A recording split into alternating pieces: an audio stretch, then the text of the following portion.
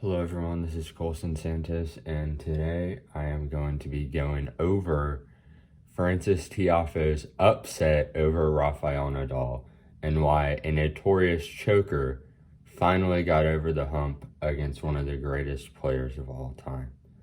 Now, Frances Tiafoe is one of the best Americans in the world right now, but whenever he had a big lead against someone, a top player, or you could say, or a big name, he seemed to choke it. He lost 5 match points against Nick Kyrgios this year and has been up 2-1 on multiple people in Grand Slams, or just had a lead in smaller tournaments against these big players and has just not been able to get the job done. But yesterday he finally did, and we are going to be going over that.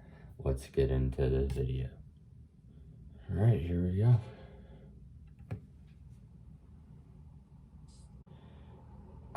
I didn't watch this full match. I watched the last 2 sets probably.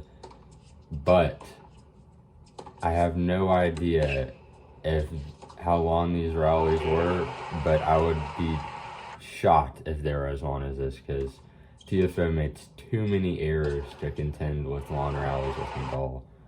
So I will be very shocked to see how he beat Nadal, because he doesn't really have the game style to me for a guy who would beat Nadal, because Tiafoe is a big hitter, but he makes a lot of errors.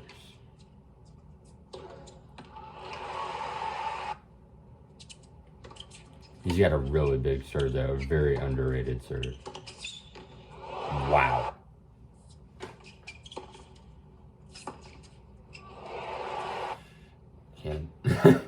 Can't do anything about that, Francis.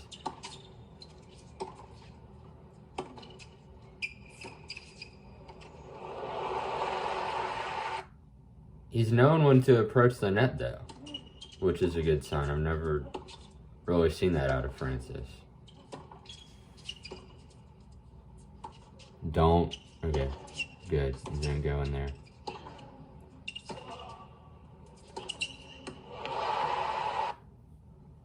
Francis isn't hitting as too many errors as I'd usually expect him. He's just not getting some of the balls back.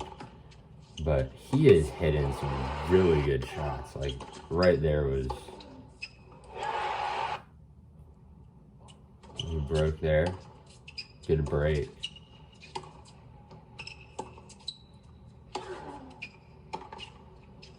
His forehand stance is weird, but it really works sometimes, but sometimes it really backfires, because it can go like this, and then it can... Well, I mean, it's the same motion every time, but when he's at a bad angle, it can sometimes go slightly out. And he tends to run around his backhand to make some of... Yeah, that was not a good approach shot. Beautiful serve. Oh my!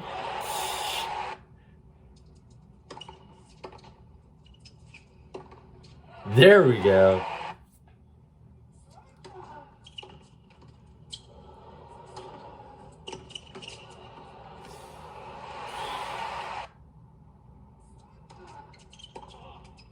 Damn. Serving it out.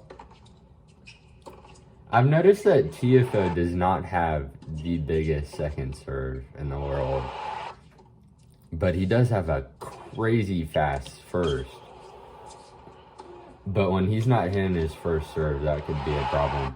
I know he faces Andre Rublev next, who has the biggest drop from a first to second serve on the tour. I think he averages like 120 on his first serve, and then it drops down to like an average of low 80s, a 40-mile-an-hour difference.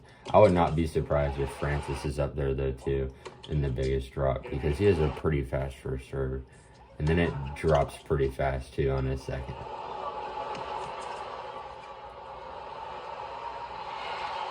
I've seen Francis a few times live. One time was an exhibition match, which he didn't really try too much, but he lost. It was the same query, but I've seen him a few other times, and he's just not, like, he's not a bad player whatsoever. It's just him and like most of these US guys, besides Taylor Fritz, just have not gotten over that hump yet, that leap that Carlos Alcaraz has already taken, that Casper Ruud took, Joe Berrettini took, that Yannick Sinner took, you know, like, just not to that next level yet. And if this is the tournament that could possibly get him there, I'm going to be very happy, because up until this year, I thought he was the best looking American. Now it's obviously Taylor Fritz, but I mean, he's just had some really, really solid performances where he's beaten some really good players. And then there have been some times where he's just choked. And it's finally good to see him do it in a 3 out of 5 match, because the only times we've seen him beat pretty good players have been 2 out of 3. Oh my, Nadal hasn't looked too bad so far either. Y'all will see later in the 3rd and 4th that changes drastically, and we'll go over that. But the 2nd and 3rd set were just really high level tennis, it looks like. These were the 2 sets I didn't watch, but from these highlights, it's looking like that. What a shot. Oh my gosh, the fact that Nadal got that back is unbelievable. There we go, that second serve drop. That was out. Double faulted on set point. Oh, it's just got really solid ground strokes. Even when he's off, he still looks like a pretty average, like above average player.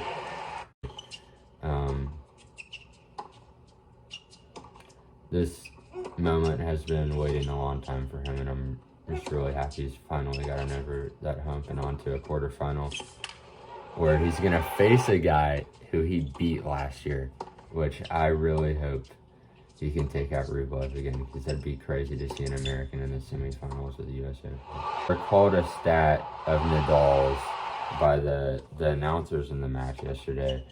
They said, I believe he had 9 double faults. 4 of them came in this upcoming 4th set. It's a great drop shot. It seems like every other tournament, he has some sort of injury. I don't know the extent of it. This is a crazy point. I don't know the extent of it, but it seems like every single time he finds a way to win. Now at Wimbledon, he had to withdraw from the Kyrgios match. In this match, I mean, he almost damn won. I mean, it was just about even until this set. Before he won the Australian Open last year, and he went on this rampant run of winning, I thought he was going to retire. I thought he should have retired. Now I take it back, obviously, because of the year he's had. But it's really sad to see someone like him or Federer just injured so often. And it really sucks, because you don't want to see them go, but at the same time, if they're getting injured, you don't really want to see them play like that, because as a fan, it like makes you sad. I know he has a baby on the way relatively soon, and that could have played a part in how he played yesterday. Just getting nervous and possibly just wanting to get home to see the baby be born. But for the last 2 sets, Nadal not looking like even the Nadal we saw at the Australian Open. I know he won the title there, but even some of the matches there, he didn't even look that great, I thought. The French Open, I mean, you can't deny great on clay no matter where he goes. But the Australian Open, the fact that Medvedev blew that lead was very concerning for Medvedev. And it's like John McEnroe said it when he played Nick Kyrgios the other day. It seems like Medvedev hasn't even recovered from that match still. So we'll see. But that is something concerning for Medvedev because he has only won one title this year. He's about to lose his #1 world ranking.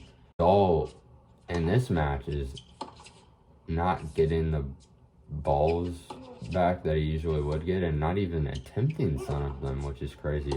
But I mean, when he does go for them, he gets damn near every ball back.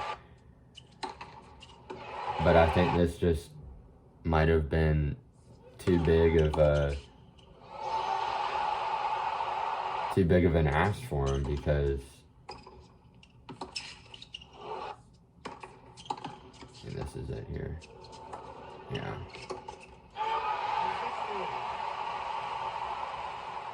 But that's it, guys. If Nadal plays for the rest of the year, I don't know if he will. I know he said he wanted to take some time off because he has a baby on the way. And I saw that Francis said that he couldn't even know what was happening in the moment during what happened because he was so happy. So that's a beautiful sight to see. And we'll see how far Francis takes it. But that is the biggest one of his career so far. And he's on to the quarterfinals. But until then, I'll see you guys next time. Follow all my social medias in the link below. And let's be happy for the Americans that they got the job done yesterday, although there only is one left. But congratulations, Francis Tiafoe. It was well deserved, and I hope you enjoy the moment and get ready for Andre Rublev, because that's going to be a tough test. He's been playing very well. But until then, have a great rest of your day, and I'll see you all next time.